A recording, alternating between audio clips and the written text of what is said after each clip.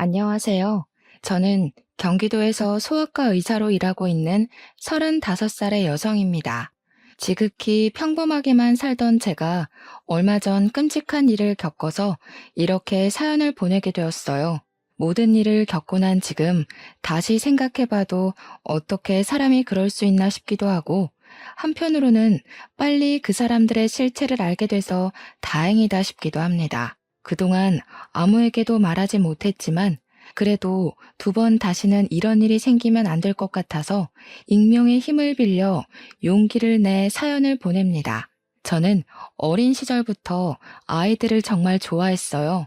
한때는 어린이집이나 유치원 선생님을 꿈꿨을 때도 있었지만 이보다 아이들에게 더 도움되고 의미 있는 일을 해보고 싶었습니다.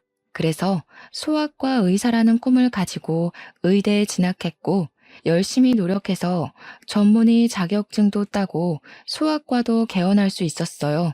사실 소아과를 개원할 때는 비용이 적지 않게 들어서 약간 부모님의 도움도 받긴 했습니다.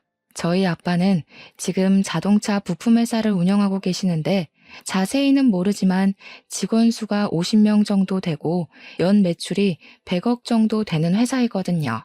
회사를 잘 운영하시는 부모님 덕에 저는 제가 하고 싶은 일을 다 하며 별 어려움이나 걱정 없이 편하게 살았습니다. 이랬던 제가 나이를 한 살 한 살 먹으면서 걱정이 생기게 되었는데 그것은 바로 저의 결혼 문제였습니다. 아이를 엄청나게 좋아했기에 결혼을 빨리 해서 저와 닮은 아이를 갖고 싶었으나 저는 어릴 때부터 공부만 해왔고 이성에 대해서는 큰 관심이 없었습니다.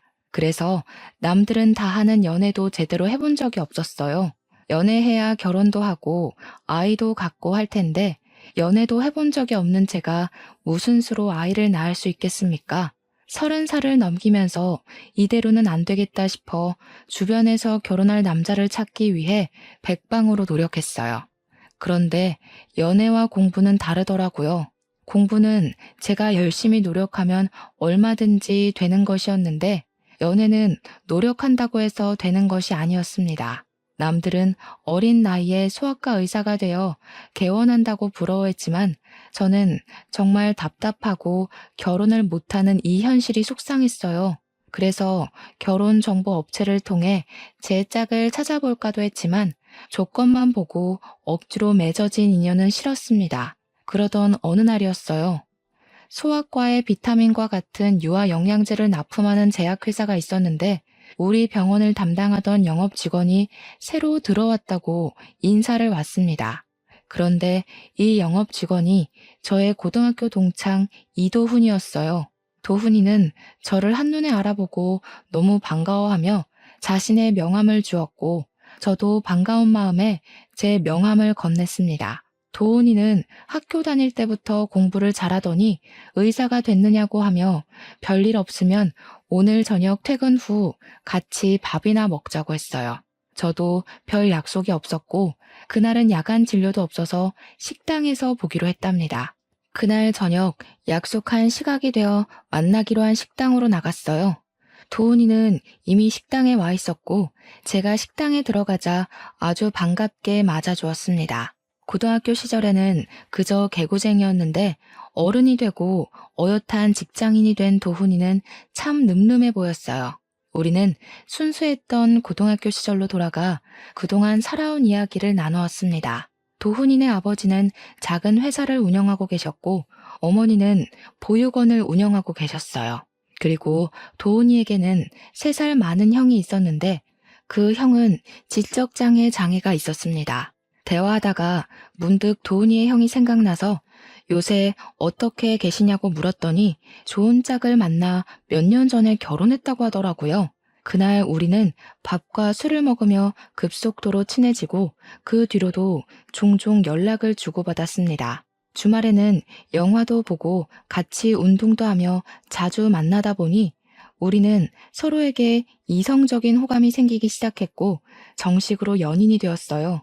그렇게 6개월 정도 만났는데 만나면 만날수록 도훈이는 참 좋은 사람이라는 생각이 들었습니다.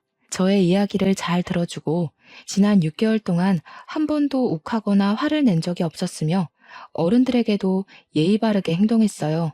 그런 모습을 보니 도훈이가 더 좋아지고 이런 사람과 결혼하고 싶다는 생각까지 하게 되었답니다.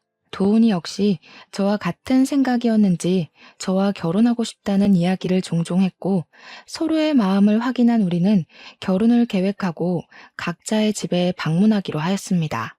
먼저 이제는 저의 예비 남편이 된 도훈이가 우리 집에 인사를 드리러 왔어요.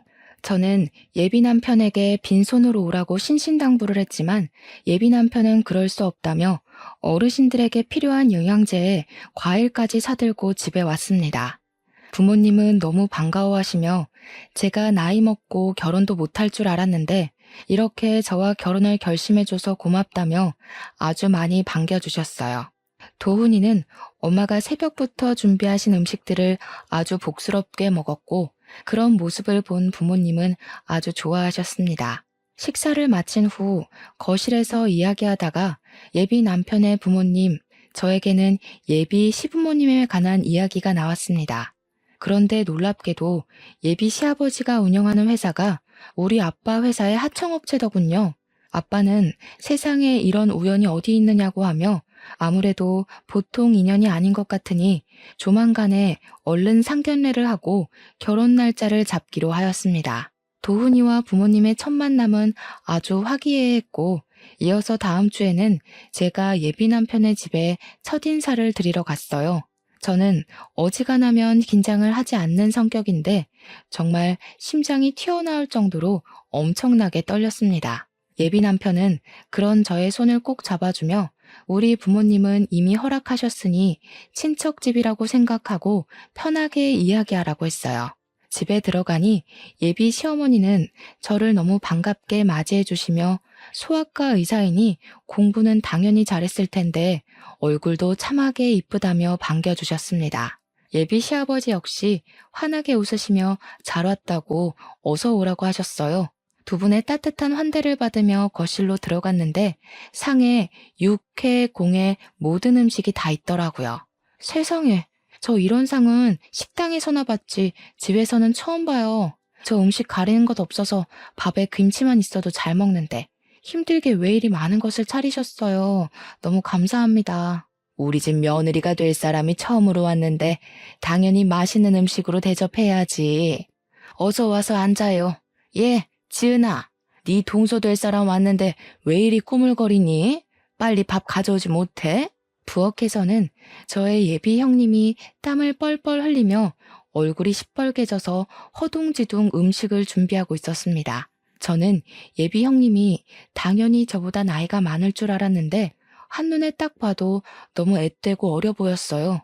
예비 형님께 인사를 하고 저와 예비 남편 그리고 예비 시부모님과 예비 시아주버님까지 상 앞에 앉았습니다.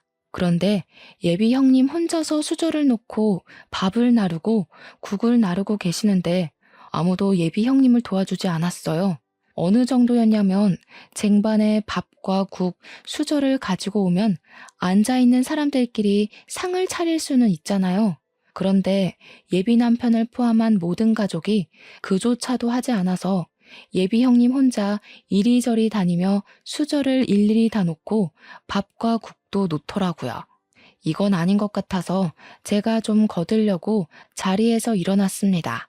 예비 시어머니가 그런 저에게 어디 가느냐고 하시길래 형님 혼자 바빠 보여서 일 좀 거들려고 한다고 했더니 어머니는 굳이 그럴 필요 없다며 오늘 처음으로 온 자리니 그냥 편하게 밥이나 먹고 가라고 하셨어요.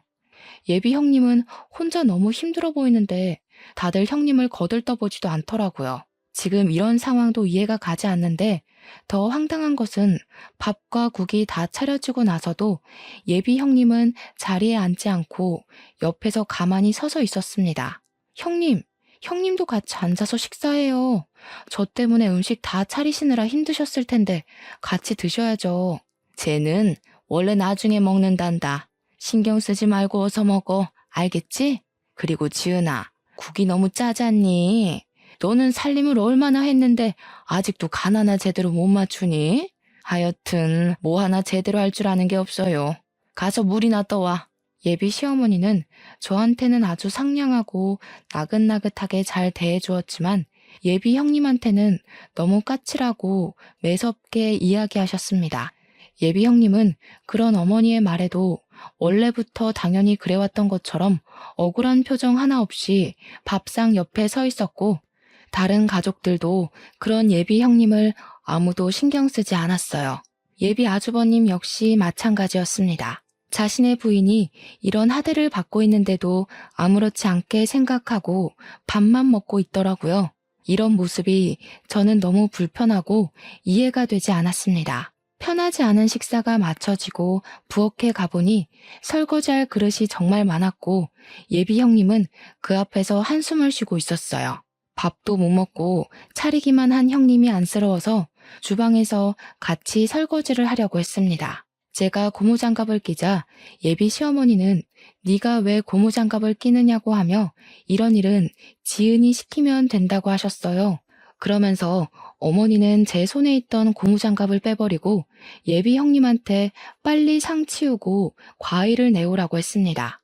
예비 형님 혼자 상을 다 치운다고 쟁반에 그릇들을 옮기는데 그 누구 하나 도와주지 않고 구경만 하고 있었어요. 이건 정말 아니다 싶어서 제가 조금씩 도우려고 하자 예비 시어머니도 남편도 아무것도 하지 말고 그저 앉아 있으라고 했습니다. 이렇게 예비 형님 혼자 모든 그릇을 다 치우니 이번에는 예비 시아버지가 빨리 과일 좀 내오라고 화를 버럭 내셨고 예비 형님은 예비 시아버지의 호통에 과일을 깎기 시작했어요. 예비 형님 혼자 종종거리며 과일과 차를 내오고 혼자 부엌에 들어갔습니다. 저는 그런 예비 형님이 신경 쓰여서 마음 편히 있을 수가 없었어요. 저의 이런 속도 모르고 예비 남편은 그저 실실 웃으며 과일을 먹고 있었고 예비 시아버지는 자신이 운영하는 회사와 우리 아빠가 운영하는 회사가 협력 관계라며 세상에 이런 우연이 어딨냐며 좋아하셨습니다. 예비 시어머니와 예비 아주버님도 아주 좋아했지만 이 순간에도 예비 형님은 마치 이 집의 가정부처럼 설거지하고 있었어요. 그래도 가족인데 혼자서 설거지를 다 하는 것이 너무 힘들 것 같아 다시 부엌으로 향했습니다. 아가야, 네가 왜 부엌으로 가니? 뭐 필요한 거 있니? 그게 아니라 형님 혼자 너무 힘드실 것 같아서 도우려고요. 아까 보니까 그릇이 엄청 많이 쌓였던데 아무래도 혼자서 하려면 너무 오래 걸릴 것 같아요. 형님과 이야기도 좀 나누고 싶고요. 그런 힘든 일은 제 혼자 해도 충분해. 너는 손님으로 온 것이니 제 신경 쓰지 말고 앉아서 과일이나 먹으렴. 그리고 무슨 형님이랑 대화하니? 우리끼리만 하면 되지. 지은아, 너도 빨리 설거지 마무리하고 좀 쉬어. 너 때문에 우리 새아가가 불편해하지 않니? 아유, 쟤는 눈치도 없고 생각도 없고 손도 느리고. 예비 시어머니는 제가 민망하게 느낄 정도로 예비 형님을 혼내셨습니다. 이렇게 예비 시어머니가 대놓고 무시를 하는데도 아무도 여기에 대해 토를 달지 않았고 이게 당연하다는 듯이 앉아서 과일을 마저 먹고 있었어요. 심지어 예비 형님의 남편까지도요. 이런 분위기가 정말 이해가 가지 않았고 너무 불편했습니다. 과일을 먹는 둥 마는 둥 하고 예비 시댁에서 나왔어요. 집으로 가는 길에 예비 남편에게 예비 형님에 관해서 물어보았습니다. 예비 형님은 원래 예비 시어머니가 운영했던 보육원에서 아기 때부터 자랐다고 해요. 그러다가 만 18세가 되어 보육원을 퇴소하고 바로 형과 결혼을 해서 지금까지 시댁에서 같이 살며 집안일을 하고 있었습니다. 그럼 형님은 몇 살이냐고 물으니 이제 고작 23살이래요. 예비 아주버님이 36살이니 둘이 무려 13살이나 차이가 났습니다. 남편에게 그럼 아주버님과 형님이 정말 사랑하고 연애해서 결혼한 것이냐고 했더니 그런 건 아니고 그냥 부모님이 결혼하라고 해서 했다는 거예요. 여러분은 이게 말이 되시나요? 지금 세상이 어떤 시대인데 부모님이 정해준 짝과 정략 결혼을 합니까? 저는 아주 기가 막혀서 어이없어 하는 반면 예비 남편의 표정은 너무 태연했습니다. 예비 형님이 이렇게 사시는 것은 아주 당연하다는 뜻이요. 나는 솔직히 어머니가 형님한테 막 대하는 것도 이해가 가지 않고 그런 모습을 보고도 다들 가만히 있는 것도 이해가 가지 않아. 그리고 지금이 어느 시대인데 어머니가 결혼하라고 해서 결혼하고 또 밥상 차린 며느리한테 고생했다는 말은 하지 못할 망정 옆에 서 있으라고 하니? 형수는 아주 어린 시절부터 보육원에서 자라면서 엄마의 도움으로 고등학교까지 졸업했고 졸업 후에도 형과 결혼시켜서 가족이 되어준 거야. 오늘 하루만 본 너는 이해가 안 될 수도 있겠지만 엄마로서는 피 한 방울 섞이지 않은 남에게 학비도 대주고 옷도 입히고 밥도 먹이면서 키운 데다가 가족도 없는 사람에게 가족도 되어줬는데 이 정도 대접은 받아도 되는 거 아니야? 이게 대접이야? 글쎄, 내가 보기에는 형님 그냥 그 집의 가정부이고 하녀 같아 보였어. 차라리 진짜 가정부라면 월급이라도 받지. 형님은 뭐 돈이라도 받니? 난 이 모든 상황이 이해가 가지 않네. 그리고 어머니가 그렇게 한다고 해도 너라도 그렇게 하지 못하게 말렸어야지. 어떻게 그냥 그거를 보고만 있어? 뭘 그렇게 따지고 들어. 어차피 너는 평일에는 매일 병원에서 출근해서 집안이 어떻게 돌아가는지 알지도 못할 텐데. 그냥 형과 형수는 형수의 인생을 살고 나랑 너는 우리끼리의 인생을 살면 되는 거 아니야? 그냥 그러려니 하면 되지. 뭘 그렇게 하나하나 다 따져대냐? 따지는 게 아니라 사람이라면 당연히 이상하다고 생각하는 거 아니야? 길 가는 사람들한테 물어봐. 어머니가 형님한테 하는 대우가 정말 타당한 것인지 말이야. 아주버님은 지금 많이 아프시니까 그런 사리분별이 조금 어려워도 너는 사리분별 올바르게 할 수 있잖아. 이게 지금 옳은 일인 것 같니? 너라도 말리고 형님 편이 되어드려야지. 제가 처음으로 큰 소리를 내자 예비 남편은 마지못해 알겠다고 했습니다. 그날 집에 와서 아무리 생각해봐도 예비 시댁이 이해가 가지 않았고 예비 형님은 어린 나이에 왜 그런 고생을 하고 살고 있는지도 궁금했어요. 저는 부모님께도 제가 예비 시댁에서 본 것들을 그대로 말씀드렸어요. 아무리 며느리라고 해도 그렇지 세상에 그런 대우를 하는 사람들이 어딨냐며 도울 방법을 찾아보라고 했습니다. 다음 날 예비 남편과 퇴근 후 만나기는 했지만 이전과는 다르게 뭔가 묘하게 어색하고 불편했어요. 원래는 우리가 만나면 한시도 쉬지 않고 대화를 나눴는데 이날은 대화가 자꾸 끊기고 시간이 잘 가지 않았습니다. 화요일, 수요일에도 원래는 퇴근하면 잠깐이라도 만났지만 예비 남편은 피곤하고 야근을 한다고 이유로 저를 만나지 않았어요. 뭔가 피하는 것 같다는 생각이 들었습니다. 그리고 목요일이 되었어요. 우리 병원은 매주 목요일에 휴진해서 그날 개인적인 업무를 많이 보곤 했습니다. 이날은 엄마의 심부름으로 마트에 갔는데 예비 형님이 마트에 있었어요. 저는 너무 반가워서 예비 형님한테 인사를 했습니다. 얼마 전 집에서 처음 봤을 때보다 더 어리고 풋풋해 보였어요. 저는 저번에 인사드리러 간 날 대화도 제대로 못 나눴는데 잠깐 커피 한잔 할 수 있냐고 물었습니다. 예비 형님은 어머니가 친구 집에 놀러 가셔서 괜찮을 것 같다고 했어요. 우리는 근처 카페에서 음료를 주문하고 어색하게 앉아 있었습니다.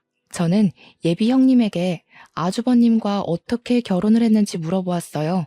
예비 형님은 저번에 예비 남편이 말한 대로 보육원에서 자라 어머니를 진짜 엄마로 생각하고 따랐다고 합니다. 그러다 만 18세가 되어 보육원에서 나가야 했는데 어머니가 자기 아들과 결혼하라고 해서 결혼했다고 해요. 저는 아무리 그래도 두 분이 13살이나 차이가 나는데 아주버님이 남자로 보이고 결혼할 마음이 생겼냐고 물었어요. 예비 형님은 사실 그때 보육원에서 나가면서 돈도 없었고 나가서 할 줄 아는 것도 없어서 그 당시에 먹고 살려면 결혼하는 수밖에 없었다고 합니다. 저는 두 분이 사랑도 없이 결혼했는데 후회되지 않냐고 물었어요. 예비 형님은 사실 다른 보육원 친구들은 돈 없이 사회에 나가 고생하고 위험한 길로 빠지고 교도소에 들락날락하는 친구도 많은데 자신은 그래도 꽤 좋은 집에서 삼시세끼 먹고 살 수 있으니 이 정도면 그래도 꽤 괜찮은 것 같아서 후회되지 않는다고 했습니다. 어린 나이에 자신의 꿈도 제대로 펼치지 못하고 집에서 보니 가정부처럼 생활하는데 이게 도대체 뭐가 괜찮다는 것인지 이해가 되지 않았어요. 예비 형님은 무엇이 잘못된 것인지도 모르고 그냥 체념한 듯한 표정으로 무덤덤하게 자기는 그저 좋다고 이야기하는데 너무 마음이 아팠습니다. 게다가 23살로 얼굴은 어려 보이지만 손은 주부 습진에 걸렸는지 갈라지고 하얗게 일어났고 손과 팔목 군데군데 상처도 있었어요. 그렇게 예비 형님이 그동안의 이야기를 한창 하셨는데 예비 시어머니한테 전화가 왔습니다. 전화 내용은 못 들었지만 예비 형님이 자꾸 죄송하다고 하는 것 보니 빨리 들어오지 않는다고 혼내는 것 같았어요. 이대로 들어가면 예비 형님이 크게 혼날 것 같아서 일부러 예비 시댁으로 같이 들어갔습니다. 예비 시어머니는 당연히 예비 형님 혼자서 들어올 줄 알았는데 저와 같이 들어오자 깜짝 놀라셨어요. 저는 오늘 진료가 없는 날인데 마트 장 보러 갔다가 우연히 만났다고 했습니다. 예비 시어머니는 저에게 얼른 들어오라고 하며 예비 형님에게 마실 거리 좀 내오고 가서 화장실에서 이불 빨래를 하라고 했어요. 제가 집 앞에 세탁소가 있던데 집에서 이불 빨래를 하느냐고 물으니 집에 지은이가 있는데 왜 돈을 들이냐고 했습니다. 예비 시어머니는 예비 형님을 가족이 아닌 그저 가정부로만 보았어요. 저는 이 집에서 예비 형님을 빨리 구해내야겠다고 생각했고 예비 시어머니가 운영하는 보육원의 다른 아이들은 과연 잘 지내고 있을지 궁금했습니다. 직접 제 두 눈으로 아이들을 확인해보고 싶어서 예비 시어머니에게 보육원에 가서 의료봉사를 하겠다고 제안했어요. 의료봉사? 해주면 좋긴 한데 너도 바쁠 텐데 굳이 할 필요 있겠어? 아이들도 50명이나 돼서 혼자서는 힘들 텐데. 50명이면 우리 학교 후배들과 함께 의료봉사 나가면 돼요. 의료봉사하면 다양한 환자들을 접할 수 있어서 의사 후배들한테 도움이 되는 부분이 있거든요. 저도 예전부터 의료봉사 꼭 해보고 싶기도 했고요. 어차피 아이들 건강 상태도 검사해야 할 테니 제가 가서 할게요. 이번 주 일요일에 별일 없는데 보육원에 가도 되죠? 일요일? 그래, 일단 알겠다. 보육원에 말은 해놓으마. 아, 그리고 어머니, 예비 형님이 보육원 출신이라고 들었어요. 그날 예비 형님과 같이 가고 싶은데 그래도 되죠? 지은이는 왜? 지은이는 집에서 일하는 아이다. 굳이 거기까지 같이 갈 필요가 있겠니? 같이 있어봤자 별 도움도 되지 않을 텐데. 아이들은 낯선 사람에 대한 경계가 상당하거든요. 그래서 저 혼자서 진료보는 것보다는 같이 지냈던 사람이 함께 있으면 더 도움되고 좋을 것 같아요. 그날 예비 형님도 같이 갈 수 있게 허락해 주세요. 예비 시어머니는 예비 형님도 같이 가게 해달라는 말에 매우 당황한 듯 보였지만 제가 거의 조르다시피 하여 허락을 받아냈습니다. 저는 일요일에 예비 시댁에 와서 식구들을 다 태우고 보육원에 가기로 했어요. 다 함께 봉사를 가기로 한 일요일이 되었습니다. 평소에 친하게 지내던 학교 후배들은 바로 보육원으로 출발했고 저는 예비 시댁으로 가서 예비 시어머니와 예비 남편 그리고 예비 형님과 다 같이 보육원으로 향했어요. 예비 남편과 저는 여전히 뭔가 어색했습니다. 보육원에 의사 후배들이 먼저 도착해 있었고 아이들은 운동장에 있었는데 20명 정도밖에 없어 보였어요. 저는 예비 시어머니에게 50명 정도 되는 아이들이 있다고 했는데 왜 이거밖에 없냐고 물었더니 지금 30명 정도는 날이 좋아 소풍을 갔다고 했습니다. 저와 의사 후배들은 바로 조를 짜고 20명의 아이를 분담해서 진료를 시작했어요. 예비 형님은 제 옆에서 아이들의 긴장을 풀어주는 역할을 했고 예비 시어머니와 예비 남편은 보육원 내의 사무실에 들어갔습니다. 진료를 시작했는데 제가 그동안 소아과에서 본 아이들과는 달리 표정이 모두 다 어두웠어요. 원래 아이들은 어른들과는 달라서 아프고 열이 나도 떠들고 장난치는데 보육원에 있는 모든 아이가 눈치 보는 것 같고 뭔가 겁에 질린 표정들이었습니다. 예비 형님이 일부러 아이들에게 말을 걸었지만 다들 저와 후배들을 경계하고 있는 것 같았어요. 묻는 말에 대답도 하지 않고 웃긴 하는데 억지 웃음이었습니다. 아이들의 표정도 상태도 이상했고 제가 분명히 오늘 의료봉사를 한다고 했는데 그 날짜에 맞춰서 절반이나 되는 아이들이 소풍을 갔다는 것도 이상했어요. 다행히 운동장에 있던 아이들은 크게 아픈 곳은 없어 보였습니다.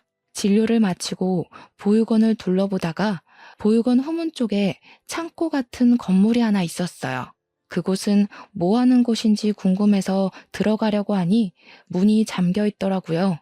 저는 다시 돌아오려다가 무슨 소리가 들리는 것 같아 그 앞에 귀를 대고 서 있으니 보육원 직원이 놀라서 쫓아왔습니다. 여기는 그냥 창고로 쓰이는 곳이고 직원들 외에는 들어갈 수 없으니 얼른 저쪽으로 가라고 했어요. 일단 가기는 갔는데 창고 안에서 분명히 사람 소리가 들렸는데 창고라고 하니 뭔가 수상했습니다. 미심쩍은 부분이 너무 많았고 아이들도 겉보기에는 괜찮아 보였지만 심리적으로는 매우 불안해 보였어요. 그래서 이 보육원에 대해 조금 더 알아봐야겠다는 생각이 들었습니다. 일단 그날은 진료를 마치고 예비 시어머니 몰래 예비 형님의 전화번호를 받아냈어요. 그리고 아무도 몰래 할 말이 있으니 시간 날 때 언제든 전화를 달라고 했습니다. 그날 예비 남편이 집까지 데려다 주는데 보육원에서 본 아이들의 표정이 너무 어둡고 나이에 맞지 않게 눈치를 많이 보는 느낌이었다고 이야기했어요. 예비 남편은 부모가 버린 아이들의 표정이 밝을 리가 있겠냐며 부모님 손잡고 소아과에 온 아이들과 여기에 있는 아이들이 당연히 다를 수밖에 없는 것이 아니냐고 했습니다.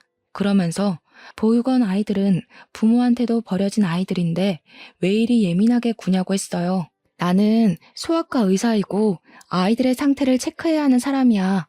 그러니까 당연히 아이들이 전체적으로 분위기가 이상할 때는 의문점을 가질 수도 있는 거지. 안 그래? 그리고 그 아이들이 부모한테 버림을 받았어도 나는 이 아이들의 상태를 제대로 확인해야 할 의무가 있다고. 정말 대단한 의사 납셨네. 저번에는 형수한테 꽂혀서 그러더니 이제는 보육원 아이들이냐? 지금 우리가 그런 거 따질 시간이 있어? 도대체 우리 결혼 준비는 언제 해? 상견례도 하고 결혼식장도 예약하고 갈 길이 구만리라고. 솔직히 말해서 나 지금 너랑 결혼 진행하는 것이 너무 찜찜해. 뭔가 의심되는 구석도 많고 마음에 걸리는 부분도 많아. 우리 일단 생각할 시간을 일주일만 좀 갖자. 이런 마음 갖고 결혼을 하면 아무래도 불행할 것 같아. 나 여기서 내릴게. 저는 예비 남편의 차에서 내려서 혼자 집으로 걸어갔습니다.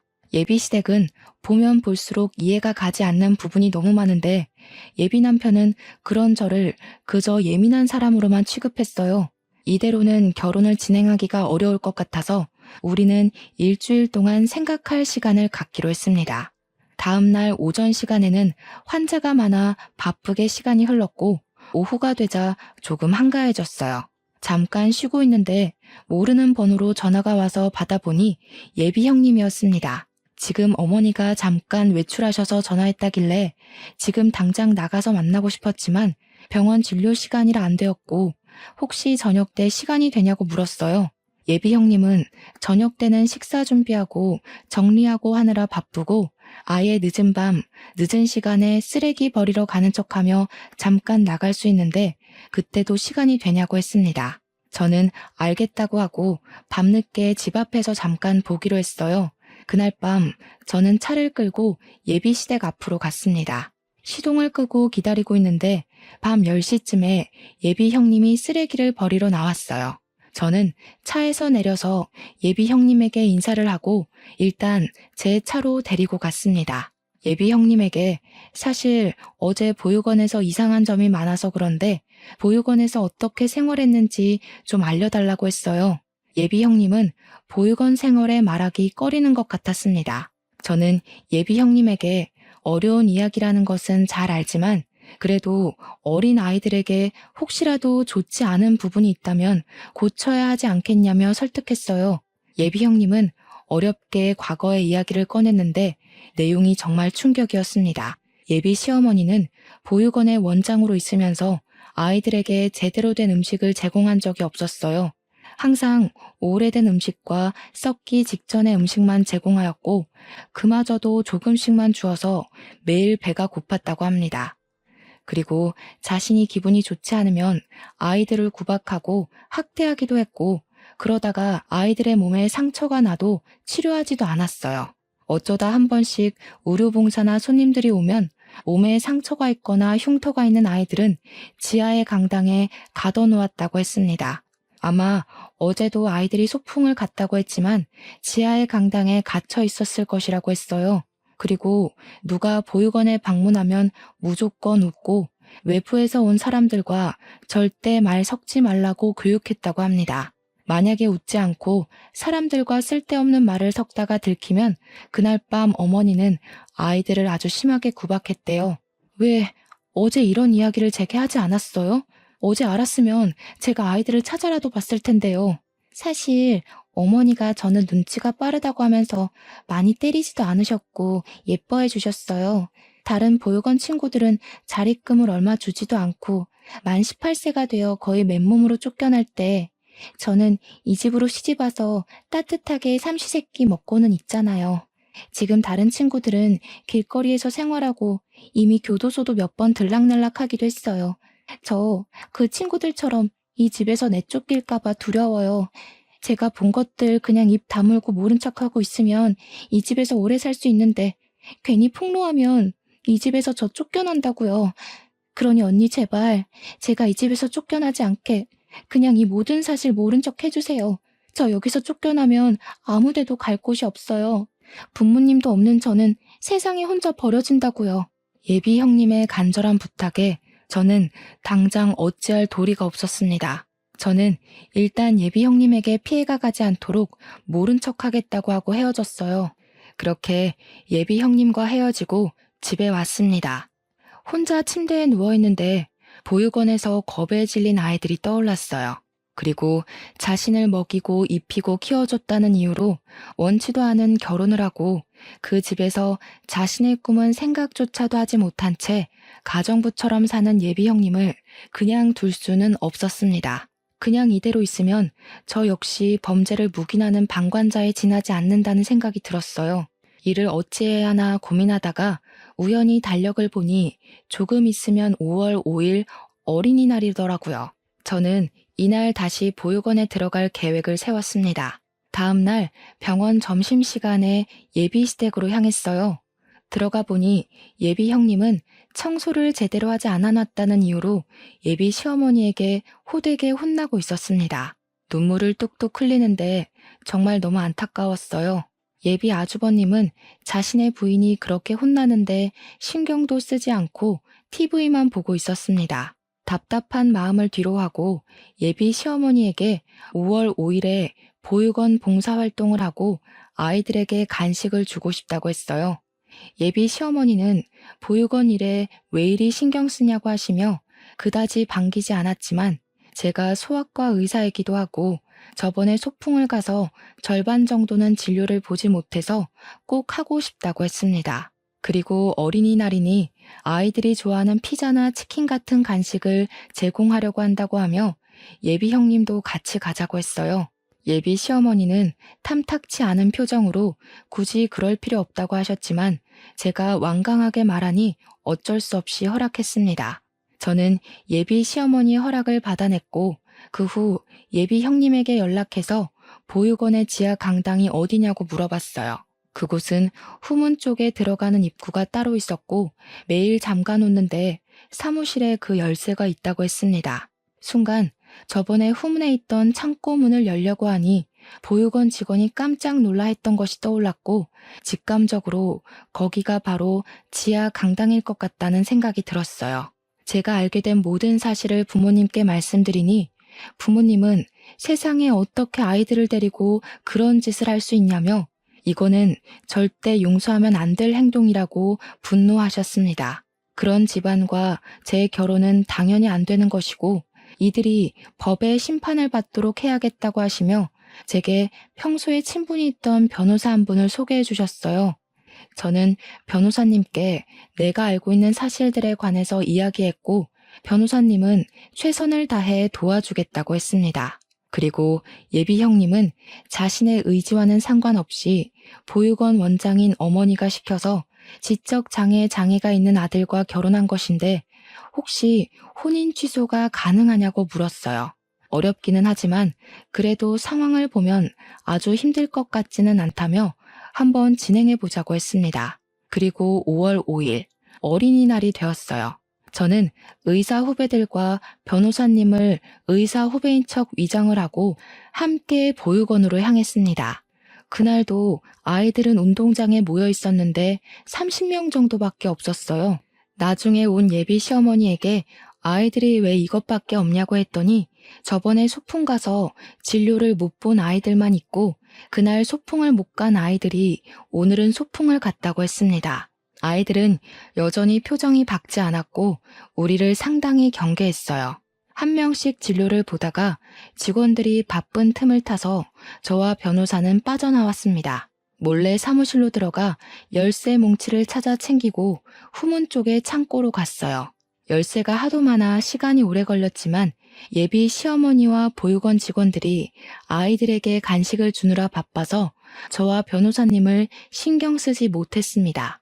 드디어 창고의 열쇠를 찾았고 들어가서 지하로 가보니 예비 형님의 말대로 강당이 있었고 그곳에는 정말 진료를 받아야 할 아이들이 있었어요.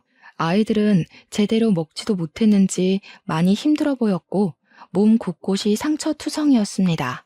일단 변호사님은 증거를 남겨놔야 한다며 핸드폰으로 사진을 찍었고 저는 바로 경찰에 신고하고 아무렇지 않은 표정으로 다시 운동장으로 갔어요. 운동장에서는 예비 시어머니가 아이들에게 피자를 나눠주고 있었고 아이들은 서로 이야기도 하지 않고 허겁지겁 먹고 있었습니다. 예비 시어머니가 저를 찾았다며 어디에 다녀왔냐고 물으셔서 잠깐 화장실에 다녀왔다고 하며 대충 둘러댔어요. 잠시 후 저의 신고를 받고 출동한 경찰들이 보육원으로 들어왔습니다. 예비 시어머니가 무슨 일로 오셨냐고 물었고 경찰들은 여기 아동학대 신고가 들어왔다고 했어요. 예비 시어머니는 지금 아이들이 논란이 빨리 가라고 했지만 경찰들은 신고가 들어온 이상 확인을 해봐야 한다고 했습니다. 이쪽으로 오세요. 저기 창고에 지하 강당이 있는데 그곳에 아이들이 있습니다. 어머니, 언제까지 끔찍한 일들을 숨기려고만 하셨어요? 어떻게 따뜻한 손길이 많이 필요한 아이들에게 이런 짓을 하실 수가 있으세요? 예, 유나야. 지금 무슨 말을 하는 거니? 내가 뭘 어쨌다고? 그리고 지하 강당이 있다는 것은 어떻게 알았어? 설마 지은이가 다 이야기한 거니? 누가 이야기한 것이 뭐가 중요하겠어요. 어머니가 지금 아이들을 학대하고 보육원 출신인 형님의 인생을 망쳤다는 것이 중요하죠. 어떻게 아무리 부모님이 없다고 해도 그렇지 어머니 맘대로 자기 아들과 결혼시킬 생각을 하세요? 정말 끔찍합니다. 어머니가 그동안 저지른 모든 일들 다 처벌받게 될 거예요. 단단히 각오하세요. 예비 시어머니는 아동학대 혐의로 경찰에 바로 구속수사가 진행되었습니다. 저는 함께 경찰서를 갔다가 예비 형님과 함께 우리 집으로 갔어요. 이렇게 정신없고 제 평생 잊지 못할 어린이날이 지나갔습니다. 다음 날 병원에서 진료를 시작하려는데 밖에서 시끄러운 소리가 들려서 나가보니 예비 남편이 화가 잔뜩 나서 다 뒤집어 엎고 난리더라고요. 야, 김윤아, 너는 남의 집 이렇게 풍비박산을 내놓고 태연하게 일을 하고 있어? 어떻게 사람이 이렇게 잔인해? 잔인? 진짜 잔인한 사람들이 누군데 여기 와서 난리야? 너네 부모 그동안 지은 씨를 얼마나 못살게 굴었니? 부모 없는 고아라는 이유로 자기들 멋대로 결혼시키고 집에서 가정부처럼 일 시킨 사람들이 어디서 나한테 잔인하대. 너희들은 그냥 너희들이 저지른 일에 대한 벌을 받은 거야, 알겠어? 괜히 여기 와서 화풀이하지 말고 빨리 가. 이게 지금 보자 하니까 그니까 넌 지금 네가 잘했다는 거야? 당연하지. 힘없는 아이들 학대하고 괴롭히는 사람들은 당연히 벌 받아야 하는 거 아니야? 안 그래요, 어머니들? 이때 병원에는 아이들의 어머니들이 정말 많이 계셨습니다. 저와 예비 남편의 대화를 다 들은 어머니들이 웅성대기 시작했고 아이들을 학대한 사람들은 당연히 벌 받아야 한다며 다들 제 말에 적극적으로 동의하셨어요. 예비 남편은 어머니들의 반응에 더는 말을 못 이어나가고 소리 지르며 정신 나간 사람처럼 발광했고 저는 예비 남편을 경찰에 신고했습니다. 결국 예비 남편은 경찰에 끌려나갔고 그게 그의 마지막 모습이었네요. 그 뒤 예비 형님, 아니 지은 씨는 우리 집에서 같이 생활했습니다. 우리 엄마가 해주신 음식을 먹고 저와 같은 방에서 살았는데 평생 혼자 살던 내게 친동생이 생긴 것 같아서 너무 좋았어요. 사실 옛날부터 자매끼리 같이 맛있는 음식도 먹고 놀러 다니는 모습을 보면 너무 부러웠거든요. 저도 그런 동생이 생긴 것 같아서 같이 사는 게 즐겁답니다. 지은 씨는 우리 집에서 한 달 정도 쉬고 바로 혼인 취소 소송을 진행했어요. 전 예비 시어머니는 보육원에서 아동학대 혐의로 조사를 받느라 정신없고 지은 씨의 남편은 정신적으로 힘들어서 제대로 된 소송이 어려웠습니다. 그런데 도훈 씨 아버지가 지은 씨 남편의 후견인 자격으로 혼인 취소를 안 시키려고 하는 거예요. 이를 어찌해야 하나 싶어 아빠에게 말씀드렸더니 걱정하지 말라며 방법이 하나 있다고 하셨어요. 현재 도훈이 아버지의 회사가 우리 아빠 회사의 하청업체인데 그쪽 회사 매출의 80%가 우리 아빠 회사와의 거래로 생긴다고 합니다. 따라서 아빠 회사가 거래를 끊어버리면 도훈이 아버지의 회사는 운영이 어려운 상황이었어요. 이러한 점을 이야기하며 아빠는 도훈이의 아버지에게 혼인 취소해주지 않으면 모든 거래를 끊어버리겠다고 했습니다. 결국 도훈이 아버지는 어쩔 수 없이 첫째 아들의 혼인을 취소했고 지은 씨에게 위자료까지 주게 되었어요. 그 뒤로 지은 씨는 우리 집에서 생활하며 아빠 회사의 격리 직원으로 일하고 있습니다. 지은 씨는 이번 일을 겪으면서 자신도 누군가에게 도움이 되는 사람이 되고 싶다며 간호조무사 자격증을 따려고 공부도 열심히 하고 저와 함께 한 달에 한 번은 보육원 봉사활동을 다니고 있어요. 그리고 도훈이의 어머니는 아동학대 혐의가 인정되어 징역 2년에 집행유예 4년을 선고받았답니다. 이번에 이 일을 겪으면서 너무 화가 나기도 하고 어린 아이들이 정말 안타까웠어요.